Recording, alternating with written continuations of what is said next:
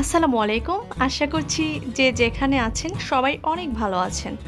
আজকে আমি আপনাদের সাথে একটা অসাধারণ রেসিপি শেয়ার করব। ট্যাংরা মাছ দিয়ে কচুর মুখির একটা অসাধারণ তরকারি। এটা খেতে দারুণ মজা। তো ঠিক আছে, কথা না বাড়িয়ে let's go to my kitchen. আমি এখানে কিছু কচু ভালোভাবে ধুয়ে নিয়েছি, নিয়ে লবণ দিয়ে আমি এটা সিদ্ধ করতে দিলাম। আর অপর দিকে এখানে ট্যাংরা মাছগুলো লবণ এবং হলুদ দিয়ে আমি 10 মিনিট মেখে রাখবো। তো এই তো চুলায় একটা প্যান বসিয়ে দিয়েছি, এখন এখানে তেল দিলাম, দিয়ে আমি 10 মিনিট পর ট্যাংরা মাছগুলো একটু ভেজে নেব।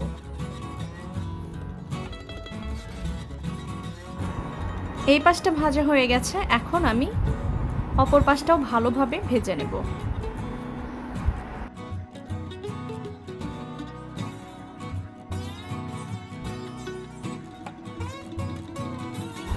এই তো ট্যাংরা মাছ ভাজা শেষ, এখন আমি এইভাবে এটা একটা বাটিতে কিংবা এইভাবে আমি রেখে দিলাম পাশে।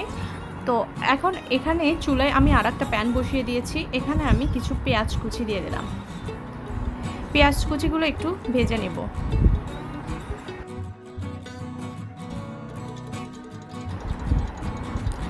এখন এখানে আমি 2 টুকরো দারুচিনি দিয়ে দিলাম এবং সাদা এলাচ দিয়ে দিলাম। এবার দেব একটু আস্ত জিরা।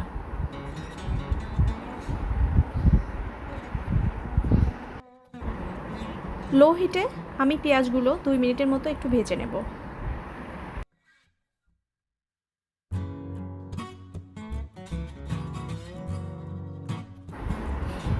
এখানে হাফ চামচের মতো আমি রসুন বাটা দিলাম, হাফ চামচ দিব আদা বাটা,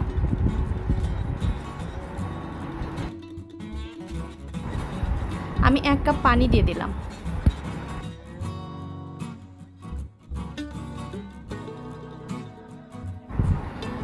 এবার দিব স্বাদমতো লবণ। আর অপর দিকে আমি কচুর মুখিগুলো সিদ্ধ করে নিয়ে ঠান্ডা হওয়ার পর আমি ওটা ছুলে একটা বাটিতে রেখে দিয়েছি।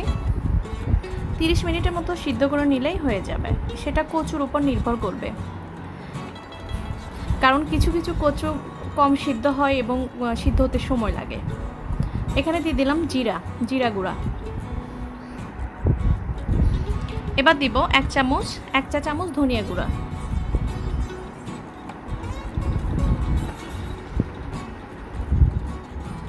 মরিচ গুঁড়া দিয়ে দিলাম।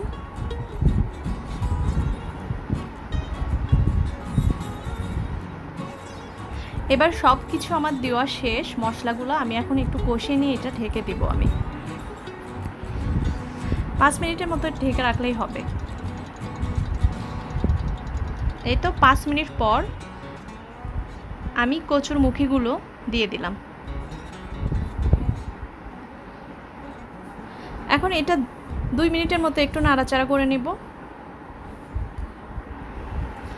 তারপর আমি এখানে কাঁচামরিচ দিয়ে দিচ্ছি।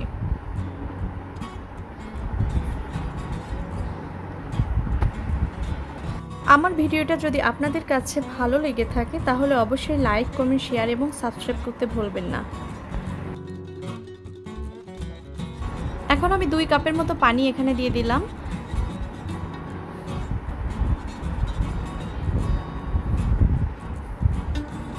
এখন আমি এটা ঢেকে দেব।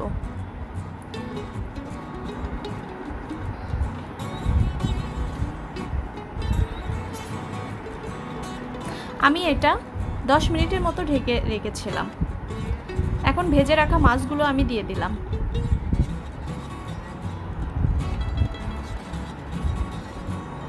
যেহেতু কচুগুলো সিদ্ধ করা ছিল, এই কারণে এটা রান্না করতে অনেক বেশি সময় লাগবে না। এই তো ট্যাংরা মাছগুলো দেওয়ার 5 মিনিট পর আমি ঢাকনাটা উঁচু করে আবারও একটু জিরা গুঁড়া দিয়ে দিলাম। তো এই তো রান্না আমার কমপ্লিট হয়ে গেছে। আমি ঝোল এইরকমই রেখে দেবো। থ্যাংক ইউ সবাইকে।